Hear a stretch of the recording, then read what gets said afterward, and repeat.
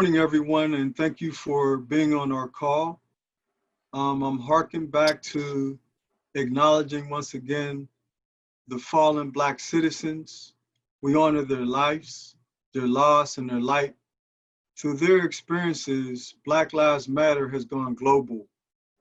Yet another Black man was killed over the weekend by police in 2 cases in California where Black men were found hung on a tree. These are under investigation. The state of Black America, Brown America, and other mental health is of great concern. We have to look at the over 450 years of institutional practices, slavery, and others that have left us in a state of disarray. We walk upright every day with this sense of being fully present, yet we are all damaged in some way by these horrific acts. On behalf of the Pittsburgh Foundation, the ForbesFunds board, the extended philanthropic family of supporters, and most importantly, my team, our staff, and their unconquerable spirits to do great work, we're thankful to be on. As we enter into week 13 of our COVID-19 era, we continue to look at what's happening around our health and well-being, going green, and how we begin to return to some sense of normal. Recently, I wrote an article that was published last Friday titled, "This is Something You Can't Walk Away From."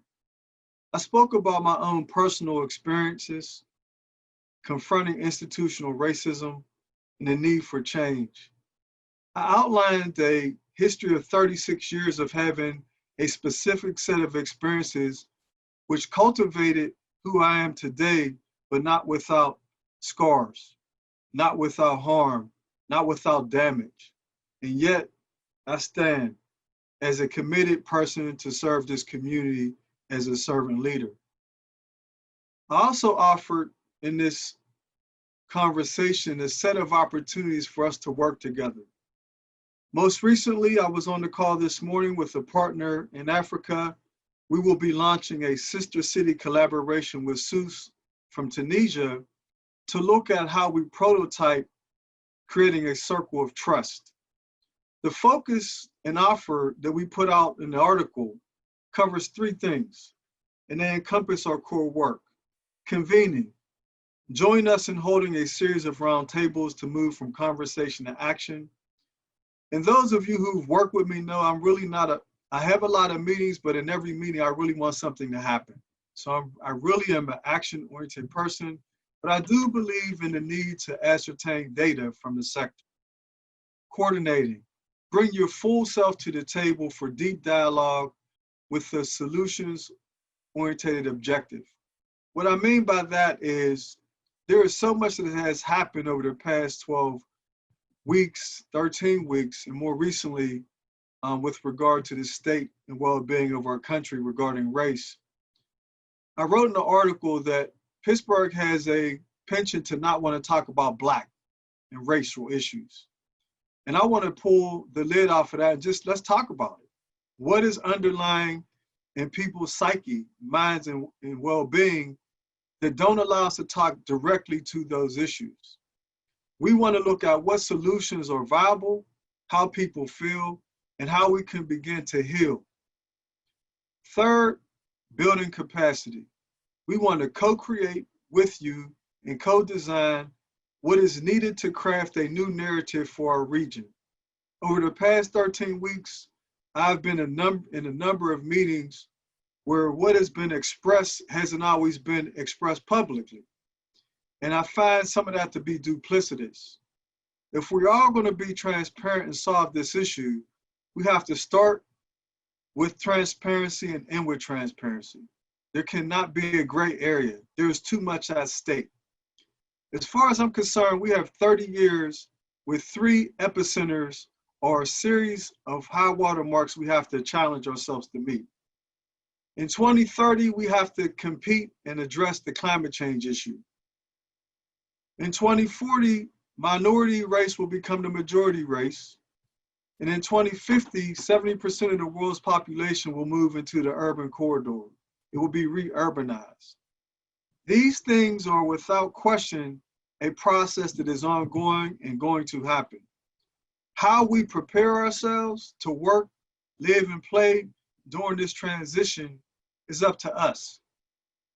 It requires us to be transparent, honest, and fully present to talk about what is and what is not, to talk about possibilities and challenges, to talk about opportunities and threats. It is in these moments that we all should rise to the occasion to fulfill our dharma. Each of us were born with a unique purpose to fulfill some life-fulfilling obligation to make the world better. Join us and let us join you in helping to start that journey. I want to thank my team and people on this call for their steadfast purpose of mind to support our work and to also go beyond just being on the call to actually taking up the call. Thank you and good day. Thank you, Fred. Thank you for your comments as well. I do want to just give anyone that read the article or has thoughts on the article space to respond to that now. We do have a tight agenda, but I do just want to give you that option and also remind folks that you do have the option to rename yourself if you click on your photo at the top.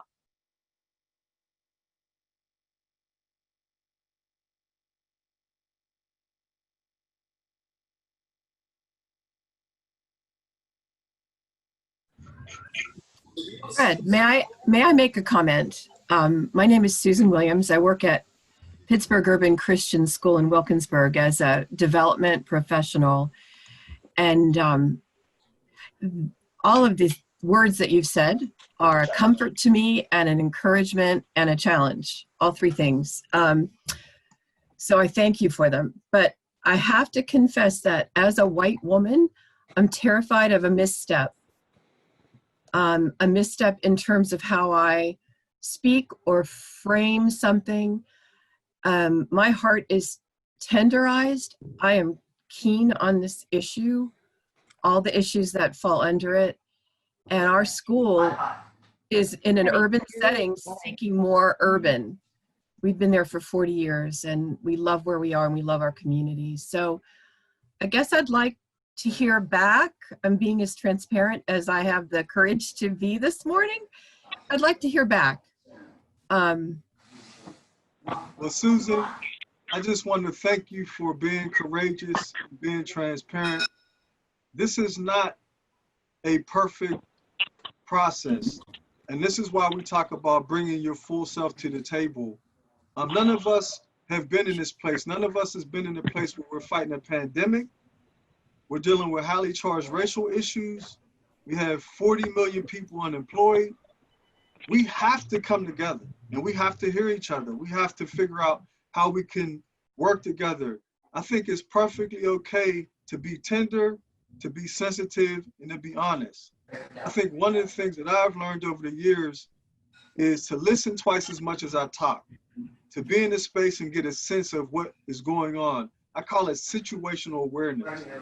And I think one of the things that has to happen is, for lesser term, all of us have work to do. There's a need for, and there's some stuff we could send out about anti-racist practices to help people deal with that.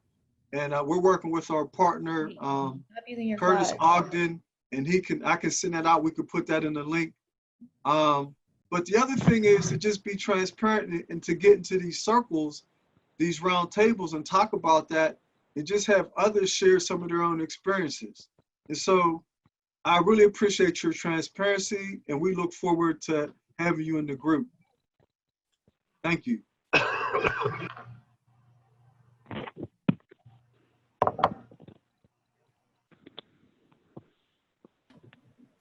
Thank you, Susan. Is there anyone else that wanted to take space to speak?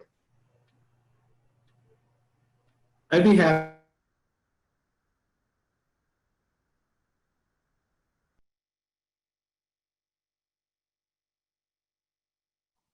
If there's no one else, I will thank you. Oh, thanks, Harris. Go ahead. Yeah, this is Harris. And Fred, I just want to say I was so moved by your article. I actually shared it with my entire staff, and sent it around, and pointed to the critical need for leadership of your charisma, really, at this time. And I also appreciated the positive but challenging, individually challenging call that you're asking people to elevate themselves to, and that it's each person's journey to do that. And I also, I had to read a little bit more about the meaning, the definition of Dharma, but I understand it means nature and means service, duty, and so it's called being called to discover in our nature what our call to duty is here, and that's elevating, and that's an elevating message. And so much of what's happening is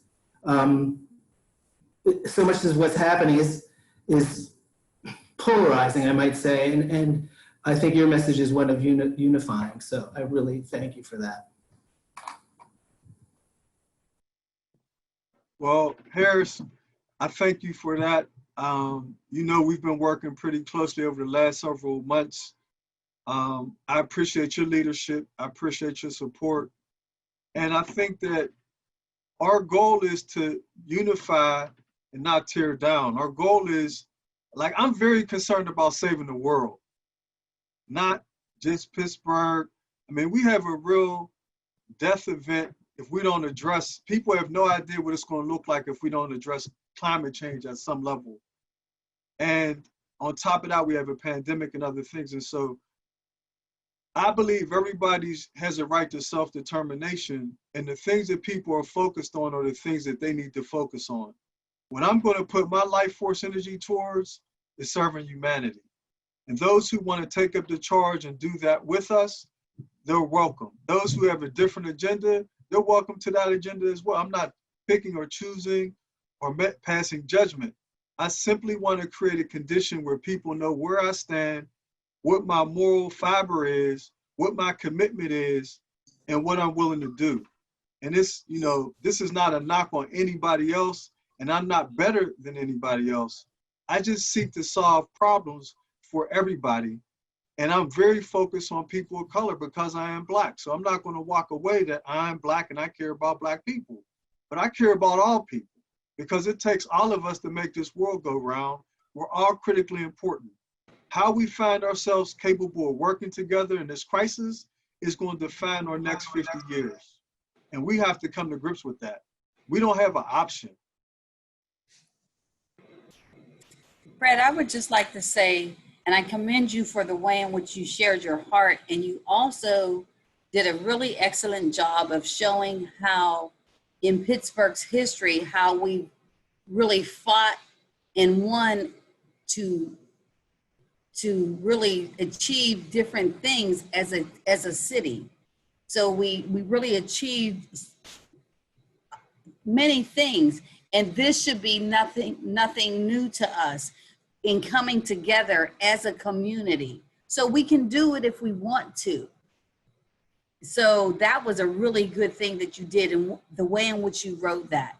So it goes to the heart of each and every individual, whether we want to do it or not. We have to make the choice. So we as Black people, we're here. We're not going anywhere. We're here for the battle. So it's the other people around us, whether they want to, do the hard work and say, yes, we will join you yet again in this battle and fight this and conquer it to move on to all of these other global issues that will carry us on into the future. You did an excellent job of communicating that. Thank you very much, Ms. Gloria. I really believe Pittsburgh's a special place. I believe that our blue collar philosophy and mentality has gotten us through so many things. Even during the drops and highs and lows of our economy, Pittsburgh pretty much had a steady framework. And I believe that's part of our ethos. It's part of how we're built. And so my letter was really, if we're built like that, why can't we apply that to this issue? Why can't we treat this like the Super Bowl? Why can't we take and go all in on this? Because we're a better place as a result of that. And so I look forward to working with you. I look forward to gleaning your wisdom along this journey. And really, we have to honor everybody, not just some people, but everybody. And the work that Black Pittsburgh has done is often under focused on, it's not really recognized, but everybody's work is important. And we have to figure out how we bring that up without bashing other people, but use it as a call to the altar, so to speak, to galvanize us to work on one accord. And that's exciting to me. And I want to thank all those people who have texted me, wrote me, emailed me so far. And this is important. They've pledged 100% support. And I want to draw a line on this because this is critical to me. And I said in my article, I've been doing this work on the ground for 36 years. And I said in the article, and I didn't go into great detail, but George Floyd's death ripped open a hole in me, not just because I'm Black, because I had this hole in 1996 when Johnny Gamage got killed, and I was an activist and I was on the ground. And so I thought I had healed from that, and I didn't. And it just tore a hole in me. And so I was torn by my own personal trauma I'm having within my own house, with my family. We had a loss recently. And then this issue, and just being compounded. And I never think that I can fix things. I think we can fix things, but not me by myself. So I wrote in the sense that it's important for people to know that if you think I'm unapproachable, that's because you haven't approached me, right? I am about business. I'm about serving people. And so for some people, I might feel prickly, but that's because I seek to serve humanity and not play games with people's lives. I've buried over 50 kids from gang violence when I was a probation officer, had a kid die in my arms when I was a school teacher, and those experiences had traumatic impact on how I see this work. And so I don't bring that up as a badge of honor. I bring it up as a set of experiences. It just provides me with a different lens and context for how I see problem solving.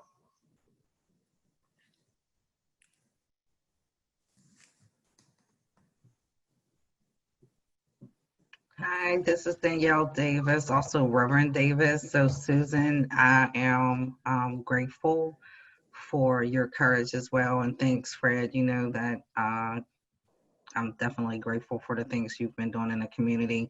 From a faith-based perspective, I just completed my dissertation and it was astounding, the results of the data as it relates to how even from a faith-based standpoint, we have not shown up, and there are so many areas that we can help empower one another in our community as it relates to the capacity, building the capacity of people,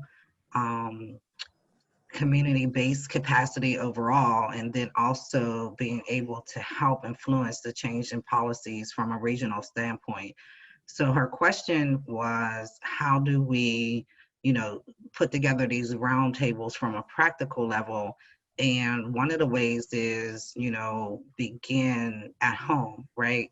Begin, whether or not it's your nonprofit organization, for-profit organization, start with those conversations in the organization and also at home, physically, your personal home. Another way to do that is just what you did today, which was to acknowledge, your compassion, your concern, your lack of clarity on how to proceed, and allow us to continue to give you this feedback. So those are some of the ways that we can do some practical action steps. Then the next step, of course, is whoever you're serving, those opportunities need to be presented for them as well. If you're not sure, how to have those conversations, those roundtables, reach out to some of the people on this call, and maybe there's the potential of someone else being able to facilitate it, but it should happen sooner than later. Thank you. I really appreciate that. And that's why we use the word co-create and co-design. The roundtables are going to reflect what we started 2 years ago at the ForbesFunds, which is we started a ForbesFunds Advisory Council that's comprised at that time of over 200 cross-sectoral stakeholders that represent 15 subcommittees of work. The goal is to strengthen that work that we've already been doing to create a cross-sectoral application to systems designed that resolve problems. We will be crafting the circle of trust as the unifying body to manage and support the roundtables. And content experts from various fields will be invited based upon their desire to sit at those tables to problem solve. And most likely, the two frameworks we're looking at is utilizing the social determinants of health as one framework, and then reversing our work out of that into the United Nations Sustainable Development Goals, which is why we're going to be partnering with someone in Africa and maybe 2 or 3 other countries. I have to get on 2 more calls to confirm that, as well as some other leaders from around the country and the world. And so I see Pittsburgh as a platform for global transformation. I don't see Pittsburgh as just us stuck in the valley doing work for Pittsburgh. And through the support of my board and the past leadership of Scott Lammy, we've adopted a very specific focus on the United Nations Sustainable Development Goals.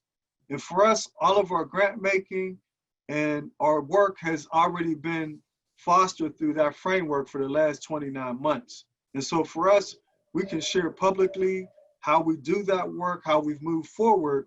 And our goal is really to unite the sector around what we also know is an impending challenge, which we believe 1/3 of businesses will most likely shutter in the US. Last year, the nonprofit sector spent over $200 million in the sector. How are we going to manage that if 1/3 of the businesses shutter? And then we haven't talked about how will nonprofits survive if philanthropy has to shift its focus to preserve the well-being of humanity. Programming as we know it will look different. Fundraising as we know it will look different. Grant making as we know it will look different. We have to come to grips with that reality. Now what I'm offering is, can we get in front of that and plan for a pivot, or are we going to wait and wake up and realize there's nothing in the closet, nothing in the cupboards, nothing in the gas tank? These are all choices we have, which is why I wrote the article about what is your individual responsibility. Now, when you speak about organizational change, we could not be in this position if our board did not support our pivot. It starts at the top. You can talk to your staff about how important these activities are, but in my opinion, if the board doesn't support this work, it's not going to go that far, because the board is the guiding body and governance of every institution.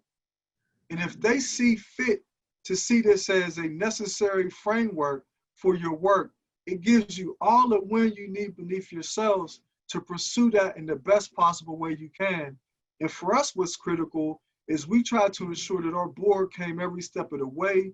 We invited them to things, we shared things with them, because we felt like they gave us the authority to do this work, but we also wanted to make sure they was well aware of what the cost and toll was to take up this work.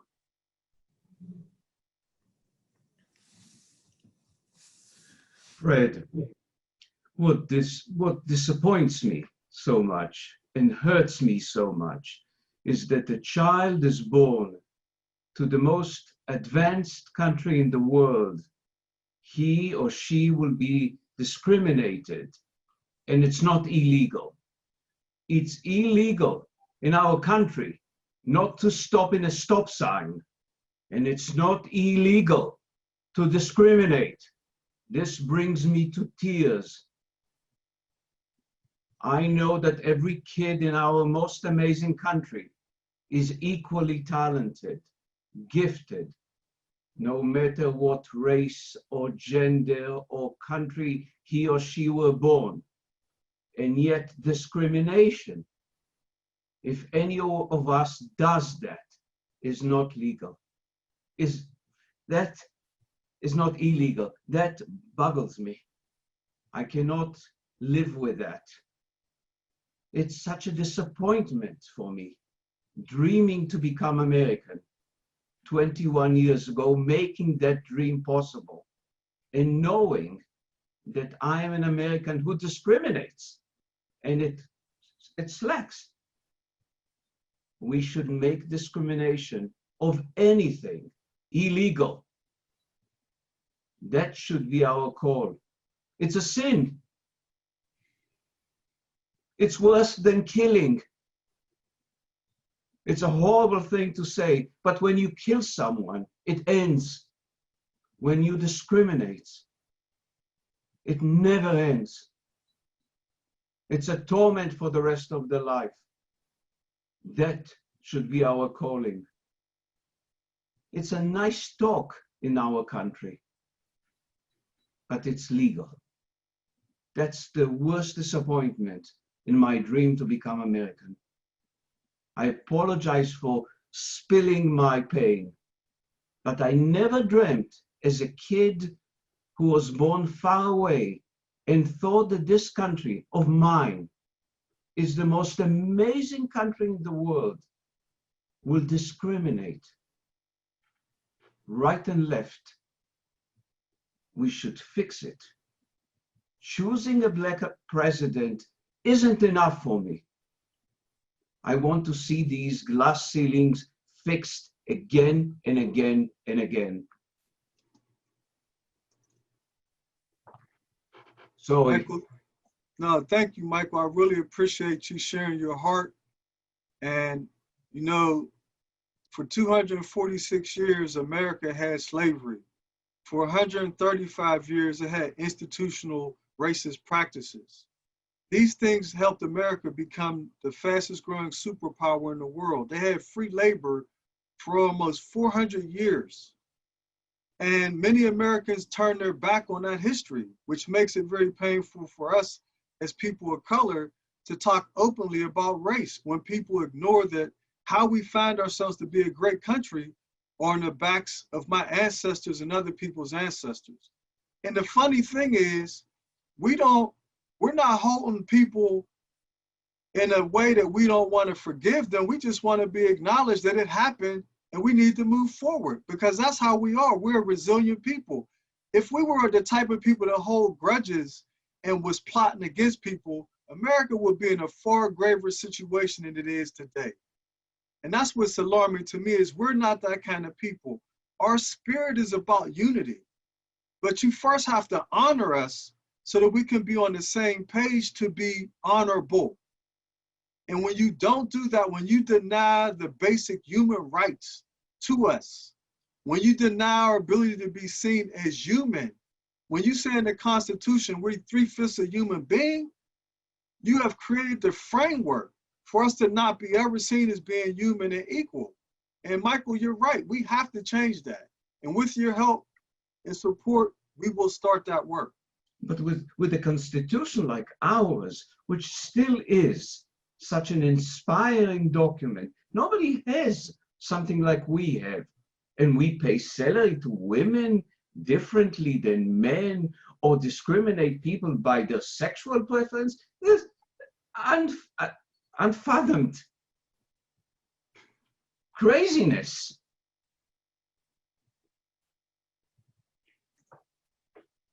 If I could, Fred, Certainly.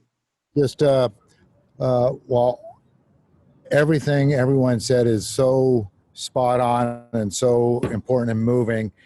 Just to start maybe on a higher note than we anticipated, some may have seen that the Supreme Court just ruled, thank God, that the civil rights law apply to LGBTQ workers and that they cannot be discriminated by their employer. That just came out moments ago.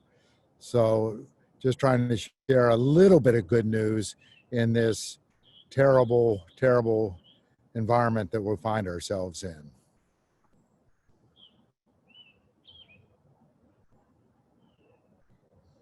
Maybe Pennsylvania will follow. Well, now you're just being silly. No, Pennsylvania is. Oh, I'm with you on that. You know that it's not illegal to discriminate in Pennsylvania. Yeah, I do. So one of the things that I read in the chat, I just want to provide more clarity on is when we think about capacity building, we're thinking about in the past through our executive and residence programs or management assistance grants, we have provided support to organizations and boards. as organizations and institutions begin to grapple with this notion of equity, institutional racist practices, anti-racist practices, we want to offer spaces and consultants to support that work, but moreover, talk about it not from a programmatic perspective, but from a systems change perspective. So I want to just let that sit with people, because for us to be magnificent, we have to move beyond programmatic to systematic, because the challenges before us are monumental, and there's no amount of programs that will fix that. We have to look at systems change approaches. In 2018, we partnered with the London School of Systems Change and brought them to Pittsburgh. We had a 6-month cohort working on systems change applications. And we saw a lot of opportunity and challenges. Most recently, I met with the mayor's staff yesterday, and we'll be embarking upon the development and implementation of the Royal Society of Arts, Manufacturing and Commerce, called the RSA, as an international think tank to help broaden our ability to look at this work. And so this work requires everybody to come to the table collaboratively. And for us, what we do is we use our asset mapping tool assessment to discern where organizations are, where their strengths are. And our ultimate goal is to create many ecosystems. Many of you may not be aware of, but our board approved something last year called the Catalytic Community Cohorts Model, which allowed us to give resources to smaller communities and have emerging organizations be mentored by high-performing organizations. The goal is really to help smaller organizations within communities to reinvent themselves collaboratively so that we reduce the duplication of services and increase their effectiveness and efficiency within their sector and share those practices within the region. And so we're currently in 11 communities doing that work. And so what we're offering to do now is to build on that particular work where we've already made significant investments. But I want to be clear, our focus is more than money. This is not about putting more money into the table or on the table as an exact science. It's about putting more resources, people, thought partnership at the table to better use the resources we have collaboratively, and then to ascertain what's needed by doing a gap analysis to really move our work forward, which is why we've been talking with governmental agencies, policymakers, and the such, because in my experience, a lot of us focus on one of 3 phases of our transformation: on the ground, marching, community organizing. In the nonprofit sector, providing better services, and at the governmental level, passing policies. Our goal is to create a unifying framework that those 3 sectors work in harmony, and they ultimately produce a 4th level of application, which is our global framework, which is why we talk about the use of the UN SDGs as a macro level application of our work.